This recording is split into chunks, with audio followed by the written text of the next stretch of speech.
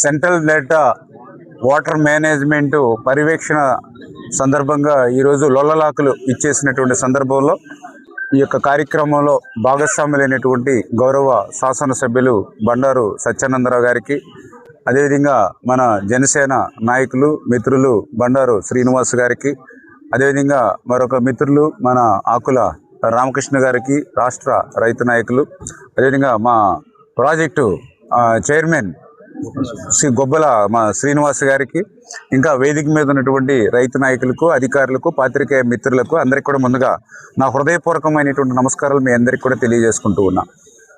Godavari delta అంటే ఆంధ్రప్రదేశ్ రాష్ట్రానికే ఒక గుండెకాయ లాంటిది.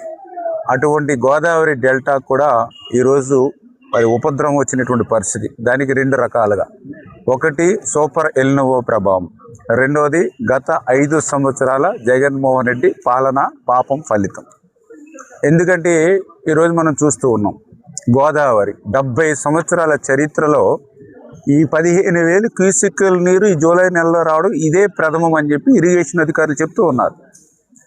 ఏదైతే ఎప్పుడు కూడా మనం వాటర్ కేర్సిటీ గోదావరికి వస్తే మనము సీలేరు నుంచి మార్చ్ ఏప్రిల్ నెలలో తీసుకుంటాం రబీ టైంలో.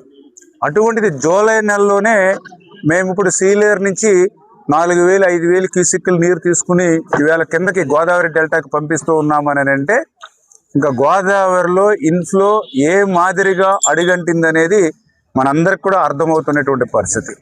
మరి ఇటువంటి పరిస్థితులను దృష్టిలో పెట్టుకుని ఏ రకంగా నీటి యాజమాన్యాన్ని రైతులు, ఇరిగేషన్ డిపార్ట్మెంటు, రెవెన్యూ డిపార్ట్మెంటు అందరూ కూడా ఏ రకంగా కోఆర్డినేట్ చేసుకోవాలి, కాలువల్లో ఎక్కడెక్కడ లాకులు షట్టర్సు ఏ మాదిరిగా ఉన్నాయి, ఏ లాకుల దగ్గర రీడింగ్స్ ఎట్లా ఉన్నాయి, ఎంత ఇన్ఫ్లో ఎంత అవుట్ఫ్లో ఇస్తూ ఉన్నారు అనేటువంటిది క్రింది స్థాయి వరకు కూడా. ఎందుకంటే తెలుగుదేశం, జనసేన, బీజేపీ కూటమి ప్రభుత్వం అని అంటే ఏదో ఆఫీసుల్లోనూ ఏసీ గదుల్లోనూ కూర్చోవడం వచ్చింది అని అంటే కాలువల మీద, గట్టుల మీద, పొలాల్లోనే తిరిగేటువంటి నాయకత్వం. అందుకే ఈరోజు ధవళేశ్వరం హెడ్ స్లూయిస్ దగ్గర నుంచి ఈ లొల్లలాకులు కొత్తపేట నుంచి అమలాపురం, పీగన్నవరం, ముమ్మిడివరం అన్ని నియోజకవర్గాలు కూడా శివారు ప్రాంతం వరకు కూడా ఈ యొక్క కాలువల నీటి పరిణామాన్ని పరిశీలిస్తూ లాకుల్ని ఎక్కడికక్కడ ఇన్స్పెక్షన్ చేస్తూ అధికారులకి, మా నీటి సంఘం వాళ్ళకి ఎక్కడికక్కడ డైరెక్షన్ చేస్తూ మోటార్ సైకిళ్ళ మీద మేము తిరుగుతూ ఈ పర్యవేక్షణ చేస్తూ ఉన్నాం.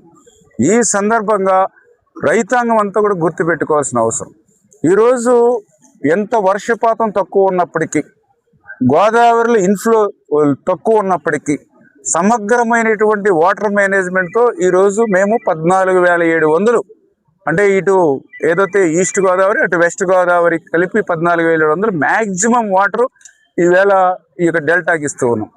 అయినప్పటికీ కూడా శివారు ప్రాంతాల్లో నీటి ఎద్దడి ఎదుర్కొంటూ ఉన్నటువంటి పరిస్థితి మనం చూస్తూ ఉన్నాం. ఇటువంటి స్థితిలో మా ఇరిగేషన్ అధికారులకి, అదేవిధంగా ప్రజాప్రతినిధులు కూడా తెలియజేశాం.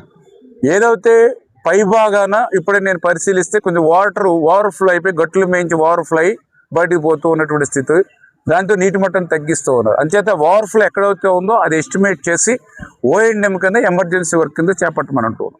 అదేవిధంగా ఎక్కడైనా డౌన్ ఏరియాలో ఎక్కడైనా సరే వాటర్ ఫ్లోకి అడ్డంకులు ఏమున్నా కూడా ఇమ్మీడియట్లీ దానికి కూడా ఎస్టిమేషన్ వేసి అత్యవసర పనుల కింద మరి చేపట్టాలని చెప్పేసి కూడా స్పష్టంగా వాళ్ళకు కూడా ఆదేశాలు ఇవ్వడం జరిగిందని చెప్పి తెలియజేసుకుంటూ, ఏదైతే రైతాంగం కూడా మరి తక్కువ నీటి యాజమాన్యంతో ఉండేటువంటి పంటల్ని, తక్కువ కాలపరిమితి ఉన్నటువంటి పంటల్ని ప్రిఫర్ చేసుకోవాలి.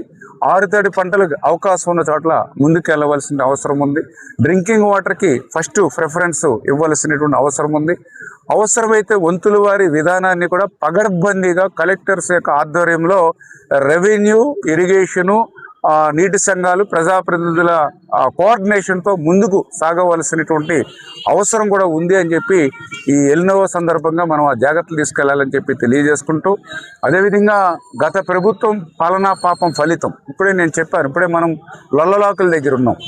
ఇదే లొల్లలాకులు ఇప్పుడే మనం పరిశీలిస్తే ఏ షట్టరు, ఏ డోరు ఎప్పుడు ఊడిపడిపోతుందో తెలియని స్థితిలో ఉంది. మేము ఇప్పుడు కాలువలోకి దిగి చూస్తే మాకే నిజంగా ఈ సీజన్ అయినా సరే గట్టెక్కుతామా అనేటువంటి భయం కలుగుతూ ఉంది. మేము కింద షట్టర్స్ చూస్తూ ఉంటే సగం షట్టర్స్ తుప్పట్టి ఊడిపోయి ఉన్నాయి, గడ్డి పెట్టి ఉన్నారు, చెక్క పెట్టి ఉన్నారు. ఇలా చెక్కలు పెట్టి గడ్డి పెట్టి షట్టర్స్ని కాపాడుకునేటువంటి పరిస్థితి వచ్చింది అని అంటే గత 5 సంవత్సరాలు ఏ రకంగా ఈ డెల్టాను నిర్లక్ష్యం చేశారు. అందుకే ఈరోజు ఇదే లొల్లలాకలికి అక్షరాల 72 కోట్ల రూపాయలు నిధులు విడుదల చేసాం, టెండర్లు పిలిచాం, వర్క్ ఆర్డర్ ఇచ్చాం.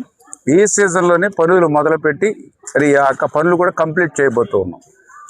ఈ లొల్లలాకులనే కాదు, మొన్ననే మీరు చూశారు ధవళేశ్వరం సంబంధించిన గేట్లు. అలా ధవళేశ్వరం గేట్లకి ప్రమాదం ఏర్పడితే ఇంకా ఈ లొల్లలాకులు కాదు, 2 గోదావరి జిల్లాలకి చొక్క నీరు ఉండదు.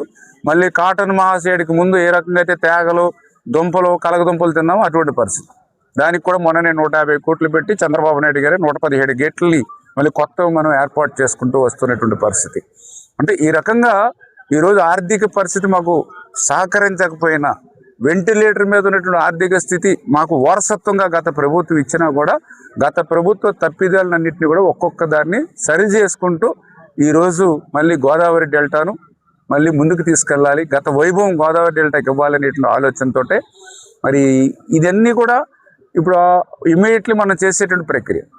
రేపు భవిష్యత్తులో గోదావరి డెల్టా కూడా ఒక శాశ్వతమైనటువంటి పనులు చేయాలనేటువంటి ఆలోచన. అందుకే మొన్న చంద్రబాబు నాయుడు గారు కూడా 36 ఇరిగేషన్ ప్రాజెక్టులు ఒక క్యాలెండర్ ఇచ్చారు. దేశ చరిత్రలో ఒక ఇరిగేషన్ క్యాలెండర్ విడుదల చేయడం అనేది మొన్నే చంద్రబాబు నాయుడు గారికి సాధ్యమైంది.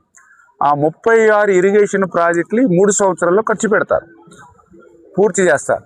అటువంటి 36 ప్రాధాన్యత ఇరిగేషన్ క్యాలెండర్లో మన గోదావరి మోడరేషన్ కూడా అందులోకి చేర్చడం జరిగింది. ఆ చేర్చడమే కాదు, ఆ గోదావరి మోడరేషన్ పనులు చేయాలని అంటే శాశ్వత ప్రాతిపదికన చేయాలని అంటే ఇప్పుడు రైతులు చెప్తూ ఉన్నారు, అక్కడ షట్టర్ బాగోలేదు, ఇక్కడ డోర్ బాగోలేదు, అక్కడ సైఫన్ పోయింది, దానికి కనెక్షన్ ఇవ్వలేదు, దీనికి పూడికి అయిపోయింది. ఇవన్నీ కూడా లైడార్ సర్వే 14 కోట్ల రూపాయలు పెట్టి 2 జిల్లాలు కూడా లైడార్ సర్వే చేసాం. ఆ లైడార్ సర్వే నుంచి ఇప్పుడు మాకు డిపిఆర్ తయారు చేస్తూ ఉన్నాం. అంటే ఆ డిపిఆర్ కనుక వస్తే ధవళేశ్వరం హెడ్ స్లూయిస్ దగ్గర నుంచి ప్రతి లాకు, ప్రతి షట్టరు, ప్రతి కాలువ, ప్రతి డ్రైను, సముద్రంలో కలిసే ప్రాంతంలో కూడా డ్రెడ్జింగ్ కూడా ఏ మోతాదులో ఎంత మేర పేరుకుపోయింది, ఎంత మేర తీయాలి, మొత్తం టోటల్ డీటెయిల్డ్ రిపోర్ట్ మనకు వస్తుంది. దానికి ఎస్టిమేషన్లు వేసి ఆ యొక్క మోడరేషన్ వర్క్ కూడా రేపు 2027, 28, 29 3 సంవత్సరాల్లో ఆ గోదావరి మోడరేషన్ అంటే ఆ రోజు కాటన్ మహాసైడ్ ఇచ్చినటువంటి డెల్టా సిస్టమ్ని మళ్ళీ ఇప్పుడు మేము కాపాడుకునేటువంటి విధంగా ముందుకెళ్తున్నామని చెప్పేసి మీ ద్వారా ఈ సందర్భంగా తెలియజేసుకుంటూ మరి దయ ఉంచి రైతాంగం కూడా దృష్టిలో పెట్టుకుని, ఎందుకంటే ఈ కెనాల్ సిస్టమ్ అంతా కూడా 70% కెనాల్ సిస్టము, 30% వర్షపాతం మీద ఆధారపడిన డిజైన్. ఏదైతే ఉభయ గోదావరి ఉమ్మడి జిల్లాల్లో కూడా 70% కెనాల్ మీద వాటర్ వాడుకోవాలి, 30% రెయిన్ఫాల్ నుంచి సహజంగా రావాలి. దురదృష్టం ఇప్పటి వరకు ఎక్కడ కూడా ఒక చుక్క నీరు వచ్చినటువంటి పరిస్థితి లేదు వర్షం మీద.